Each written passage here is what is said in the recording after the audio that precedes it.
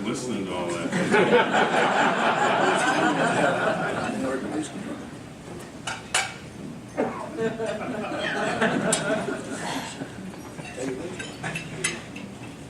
I'm going to start by saying all glory, praise, and honor to our Lord and Savior Jesus Christ.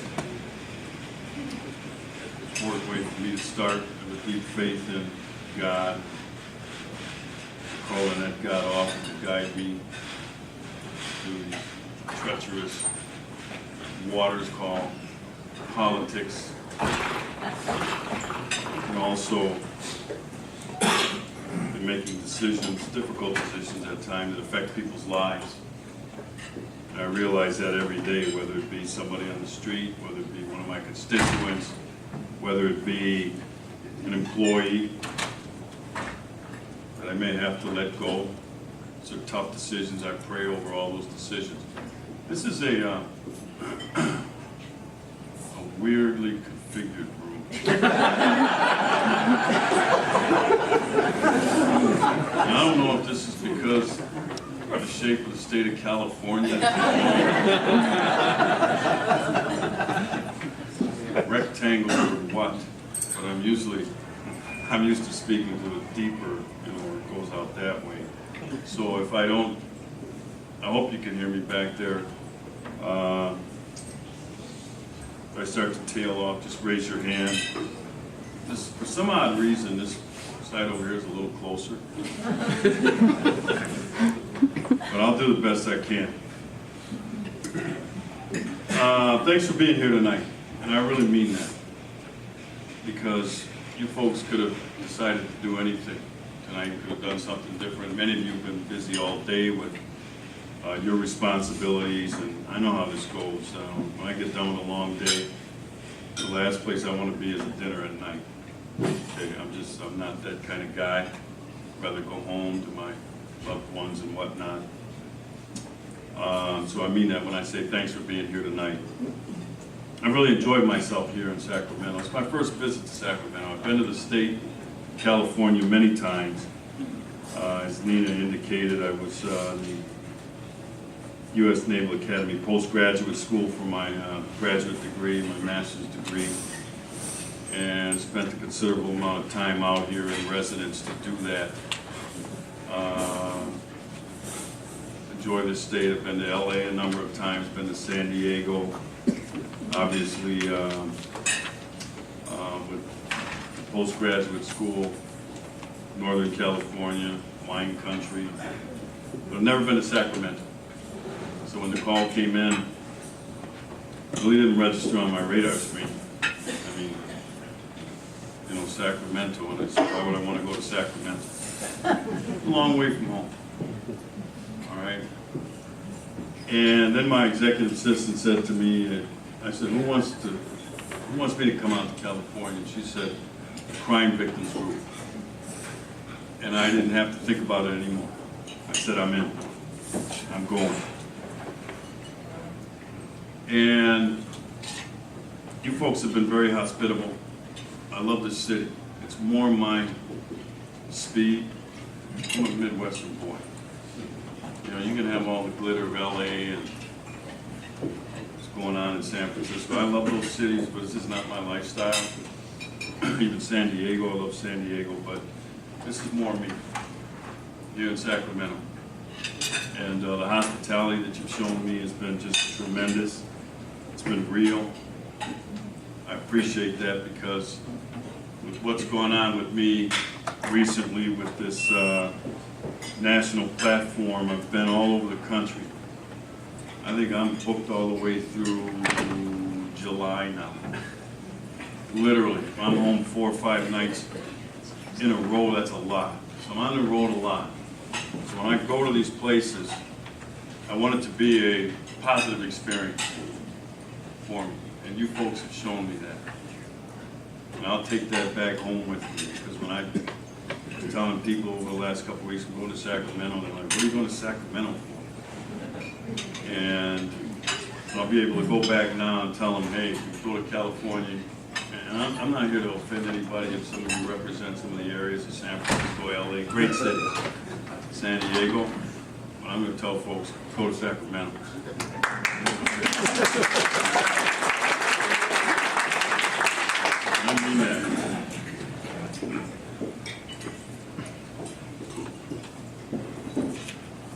ground rules before I get into the heart of what I really want to talk about tonight. I didn't come all the way out here, halfway across the country, to offend anybody. I didn't come all this way to insult anybody. But I'm known for plain talk. Okay, I don't sugarcoat things. I give you things unvarnished. I didn't come out here to tell you what I think you want to hear. I came out here to tell you what I think you need to know, and I said, I think you need to know. All right, I was invited here because I have maybe a message that you want to hear, and you'll hear that. Just don't take any of it personally if there's something I say that rubs you the wrong way.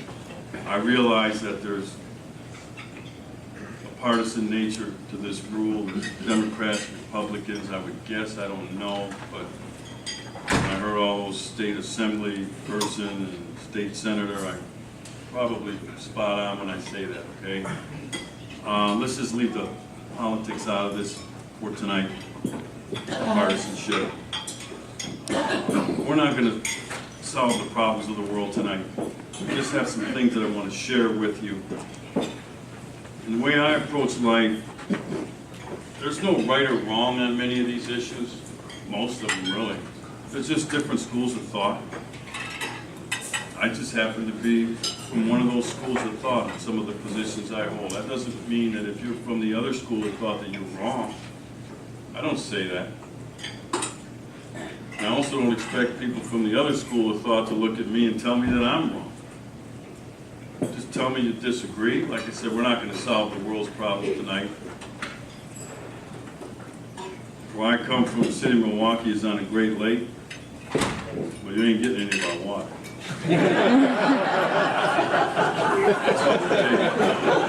No water.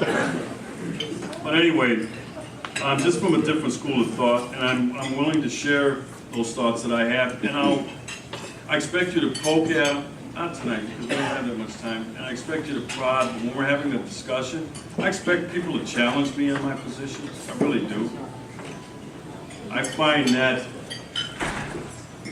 interesting rather than just have people nod their heads and never challenge me and say, well, tell me a little bit more about that, where did you get that from, you know, how did you come to this, and is there some place I can go to get some more information on that? And I'll tell you. All right, I'm an avid reader.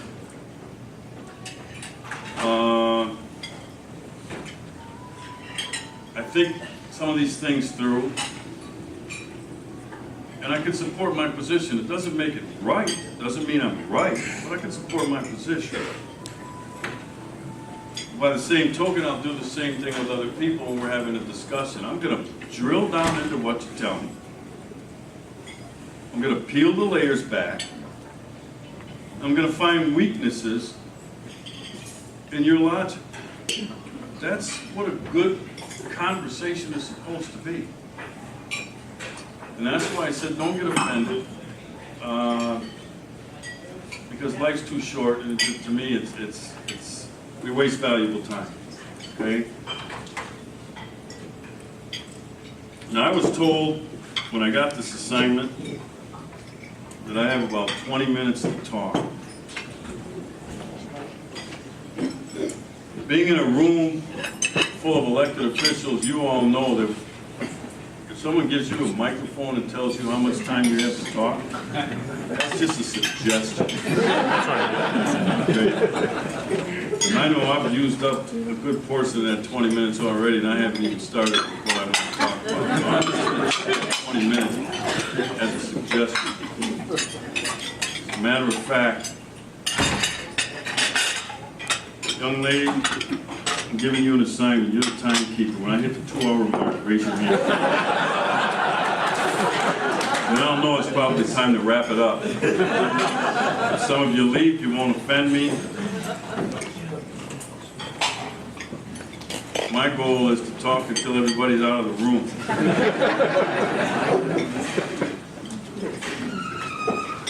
So why am I here?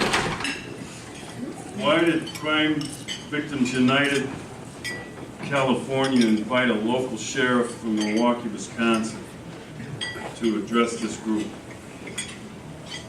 Two reasons. Two things I'm going to talk about tonight. The first one is this war on police that's been declared unofficially, that's what I call it, ever since the tragic incident in Ferguson, Missouri. Most of you all know what happened. It was front page news. It's about every newspaper in the country. It was on all the cable networks. Everybody was talking about Ferguson, Missouri, as if Ferguson, Missouri was some sort of macrocosm of what's wrong in America. And it simply is not. The tragic incident and the interaction between Officer Darren Wilson and Ferguson citizen Mike Brown was tragic. But it was a very local issue. It's a very rare issue. Finally, yesterday, CNN acknowledged that it's rare for a law enforcement officer to use deadly force. And I read the research, and I have the data to prove that. And fortunately, it is rare. But the way our mind works and the media understands this, if they focus on something and they beat it to death by putting it in front of you every day, it's going to make your mind seem that this stuff happens all the time. We don't have a week go by now that 2 weeks it doesn't have some use of force by law enforcement officers somewhere in the United States. But it's still a rare occurrence, and I want it to stay that way. But I want the local officials to deal with those issues. I want the elected officials in those cities, towns, villages, counties to deal with those issues. You don't need outside influence. I don't know anything about Ferguson, Missouri. And I'd be willing to bet that in the week following Ferguson, Missouri, or let's say the week before, if you'd have drawn an outline of the state of Missouri and given somebody a pen and said, draw a dot where you think Ferguson, Missouri is in the state of Missouri, they couldn't even have told you. A small community, 22,000 people, it's got its problems. So does my state. So does your state. It's for you to figure out. It's for you to work with your constituents and your colleagues in the legislature and your city councils, your town boards, for you to sort out. You don't need my influence. I don't live in California. I don't live in Ferguson, Missouri. And I don't mean this pejoratively. I don't care about Ferguson, Missouri. Why? Because I got my hands full with Milwaukee County. And I don't want anybody coming into Milwaukee County and outside influence and try to tell us how to solve our problems or what we should do. And so when I say Ferguson, Missouri was not a macrocosm of anything in America, that's what I mean.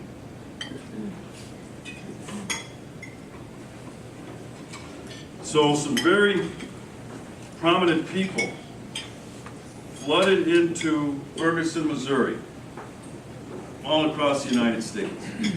Self-serving individuals, all looking for something that would help them with their agenda. We had race baiters come in. We had anarchists come in. The Occupy movement was there. In Ferguson, Missouri. Al Sharpton went to Ferguson, Missouri. Nothing good happens when Al Sharpton shows up. Nothing.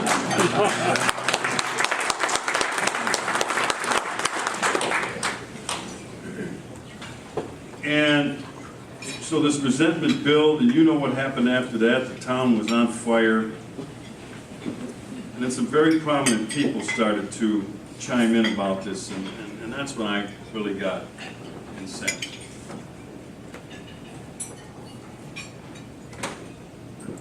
It just added fuel to an already smoldering situation. Talking about your community's finest, slandering your community's finest, calling us racist, calling us bloodthirsty, trigger happy, bigoted. And nothing could be further from the truth. Now, and I've said this on every national outlet that I've been on. Are we perfect? Not even close. Are law enforcement agencies perfect? Far from it. But we are the best of what our community has to offer. I ask people this as well, if not us, who? Who else is going to do this? I didn't hear the political figures that were chiming in on this, second guessing. I didn't see them volunteer to go down and police the streets in these communities, or even in their own community. And I'm fond of saying, if you think this is so easy, come on down here and you try it. You give it a try. We're hiring. Guess what? It's hard to find people to come into this profession. It's going to get more difficult, and I think that's sad. Because I think what the result is going to be is training standards and application standards are going to have to be lowered just to get people to put this uniform on. I hope that doesn't happen. But I saw an article today that St. Louis County is already seeing this exodus of people out of the police force. And I don't blame them, because these cops, these men and women, I say cops affectionately. I consider myself a cop, a career cop. They risk their lives, time away from their family. You know, we don't look for sympathy when I say these things, because we volunteered for this. 37 years ago, I volunteered to wear this uniform and serve my community.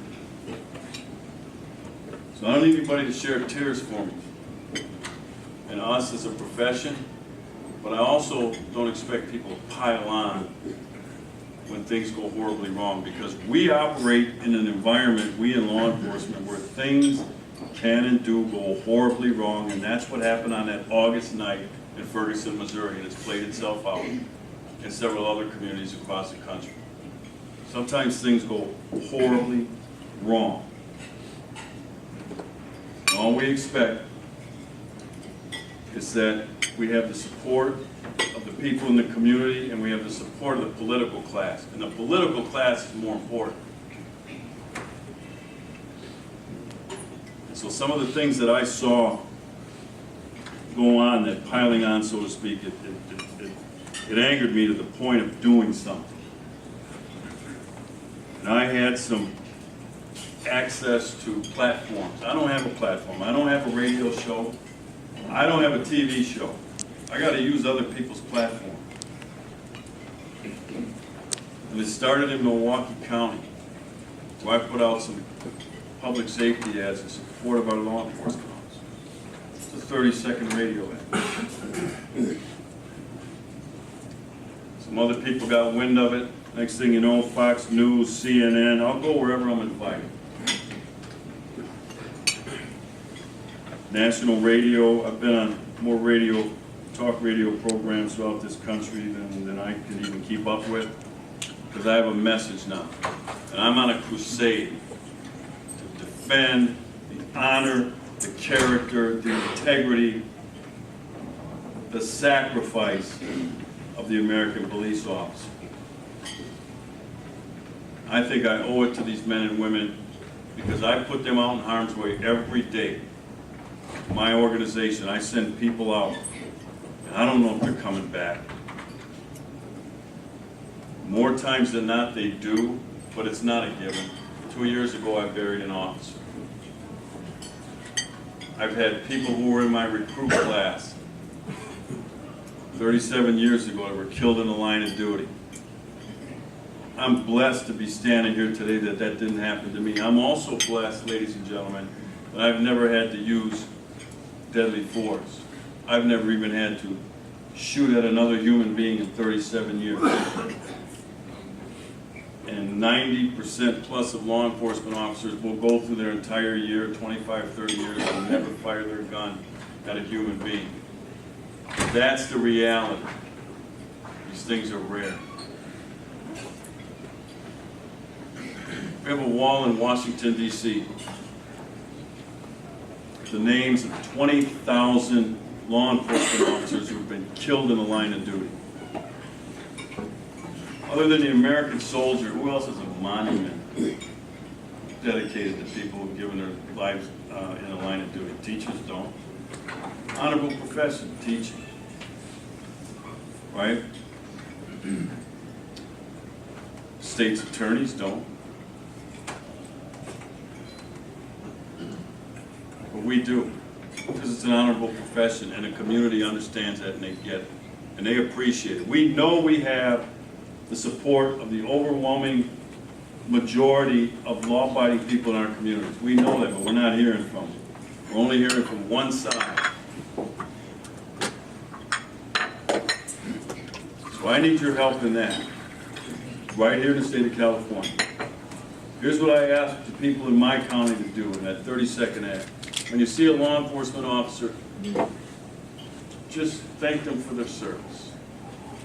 It's a simple thing to do. How did I come up with that idea? I do the same thing every time I see a military officer in uniform. I don't care where it is. I will walk over and say, "Sir, ma'am, thank you for your service to our country." And watch their face light up. Remember after the Vietnam War, how we piled on the military? Slandered the military. You have military veterans who were afraid to admit they were veterans. And then we turned that around. Now we have a positive view of the American soldier. We also have that view of the American police officer, but when I see us under attack like we've been, we haven't seen this profession under attack this way since the 1960s. Very turbulent time in the country. So here in the state of California, when you see a law enforcement officer, just, officer, thank you for your service to your community. It's that simple. They don't know, because we're human. Like I said, we know we have your support. We got to hear it, because we're certainly hearing it from the other side.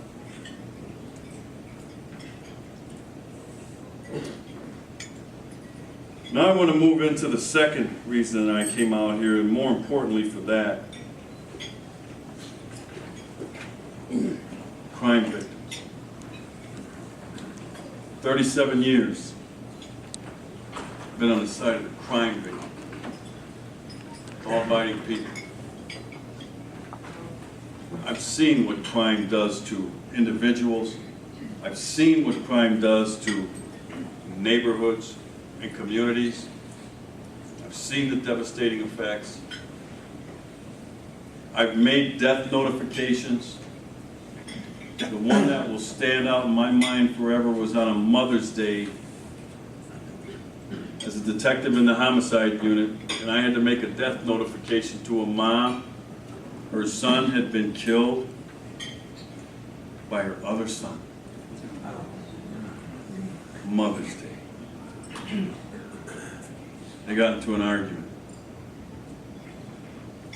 I remember walking out of the house saying to myself, yeah, happy Mother's Day. So while I have not been the victim of a crime, at least not in the literal sense, but I'm going to get into a story of where I was that people tend to forget about.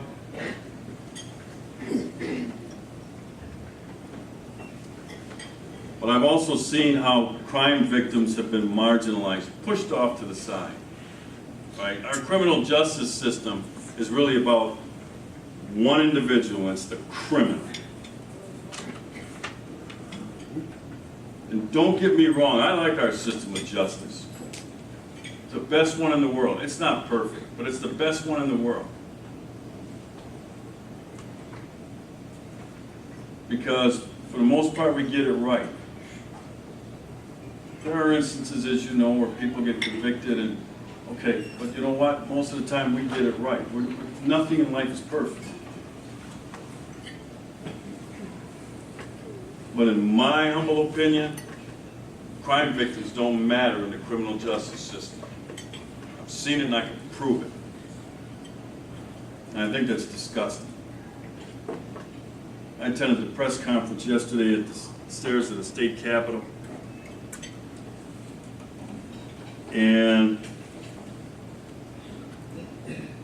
saw a bumper sticker once, several years ago. And it said simply, it's not justice until the victim's needs are met. And I thought, man, is that powerful. Because they're often left out. Now I know just about every state has